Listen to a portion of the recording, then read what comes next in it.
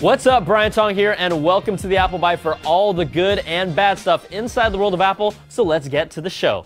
Now, the iPad has been a success, and more media companies are jumping on board to the evolving device. According to Bloomberg, HBO will make their HBO Go streaming service available on the iPad and other mobile devices in about 6 months for free for paying HBO subscribers. You know, people have been waiting for HBO shows like Entourage and True Blood, and HBO is not the only one who wants in.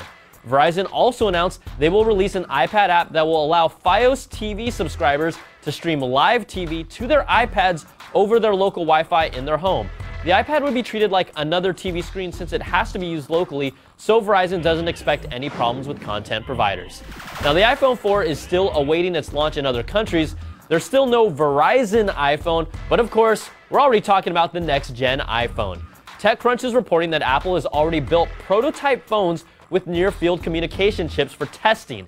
It's a short-range wireless technology that's used for many things, including mobile payments, and I was able to check out the tech in Japan as far back as 2004.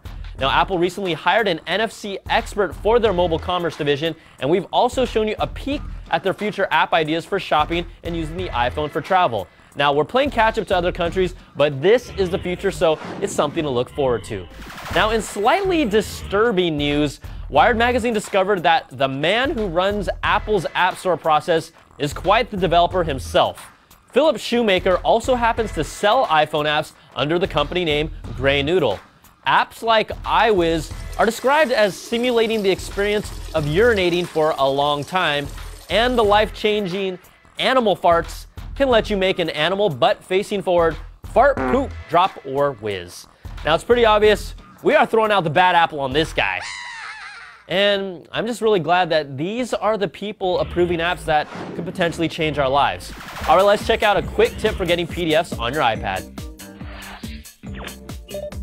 Step one, and maybe the most challenging step, is actually saving your document as a PDF. Now, if you haven't done it before, you may be confused as to how exactly to do it. On a Mac, it's dead simple. You actually go from the print menu and you can actually save as a PDF. From there, we find that the easiest way to do it is just email the document to yourself. We just downloaded a free EPUB. There are a lot out there. This is David Copperfield by Charles Dickens, a 3.9 megabyte file. Once it's downloaded, you can click on it and it opens up a preview within email. Now, at the top, there's an open in button. You just tap that and it actually shows you all of the apps that can read that. We'll pick iBooks and it imports it really quickly. And then it adds it to a library that's a parallel library to what's on your book collection on your iBooks app. Now, the difference here is that you can't really change the font sizes, and as you notice, there's no pretty page turning. You're going to have to deal with just side-by-side scrolling. Another nice thing about PDF files is they'll retain all of their color and graphics as well. So if you have big brochures or digital magazines, those work great too. Now, if you don't want to email it to yourself, you can always simply do it from iTunes the same way you would with EPUB or other files. When you connect it within iTunes, you can choose to add it within iTunes under the Documents area. You can add the files that you want. So that's it. It's a more diverse e-reader than you think, and it's really easy to get files from your email if you're using PDFs. I'm Scott Stein, and that's how to read PDF ebooks on your iPad. Thanks, Scott. Now let's check out some other news. We've covered the battle between Apple and Adobe's Flash. Adobe has said they've moved on while HTML5 is making strides with third-party sites.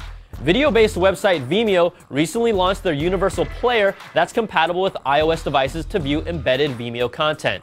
Yahoo Mail users have something to cheer about after they recently released their HTML5-based webmail interface specifically built to take advantage of the iPad's larger screen, caching of emails for offline use, and other features. Now, a recent Snow Leopard graphics update has been released, and Valve helped Apple with its development. You'll want it if you're a hardcore gamer, with frame rate performance increasing from 15 to 120%.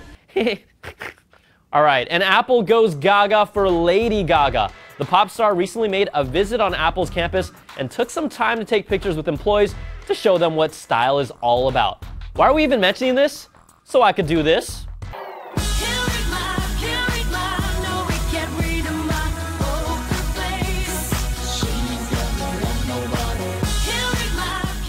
Pop, pop, pop, poker face, pop, pop, poker face, pop, pop, pop. You look extremely ridiculous right now. Yeah. All right. I think that's going to do it for this week's show. Send us your emails and questions and comments to the Byte at cnet.com. I'm Brian Tong. Thanks for watching, and we'll catch you guys next week for another Bite of the Apple.